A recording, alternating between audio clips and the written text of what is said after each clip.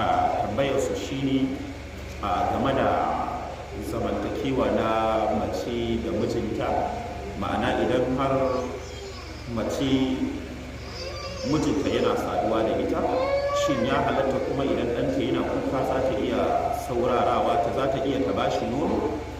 Tsarin shi kamar zamantakewa na iyali, wato kai tsaye ba za a ce laifi ba ne, amma kuma abin da ake bukata shi ne a daidai lokacin da miji yake saduwa da iyalinsa ba a son motsin kowa ko kuma muryar kowa ko buɗe idon kowa a tare da su. Don haka idan ta san yaronta yana buƙatar nono, to a lokacin za ta iya ɗan ba wa mijinta haƙuri. Idan ta ba shi haƙuri, idan ta saurari lamarin ɗanta ta ba shi nono, to a daidai wannan lokaci kuma sai ta zo ta saurari mijinta. Amma a zama at the same time a lokaci ɗaya tana sauraron mijinta kuma tana ba wa ɗanta nono, yaron da take shayarwar wannan saduwa zai iya cutar da rayuwarsa. Menene cutar da rayuwarsa? Yaron zai tashi, ko dai masana malamai suka ce yaron ya zama zina baya gudunta, ko kuma yaron ya tashi irin yara marasa kunyan nan da layin gudun ganin tsaraici ko maganganu na batsa baya gudun su.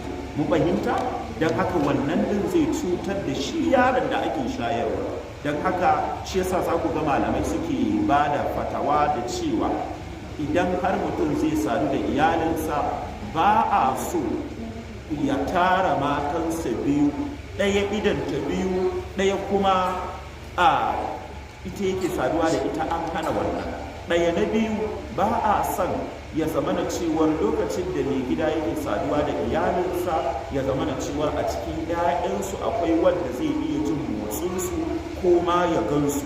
Ba a son wannan kwata-kwata, saboda idan an yi haka, to wannan yaron da bai yi baccin ba, to rayuwarsa tana shiga garari, saboda yana samun wani ilimi da wani lalacewar tarbiyya a daidai lokaci. Hakan zai zama ya cutar da rayuwarsa.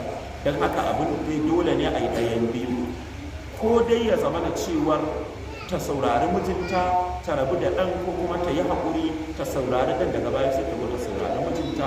Wannan shine abin da ya fi dacewa, kuma shine abin da malamai suke ɗora al'umma. Wannan shine wallahu a'lam.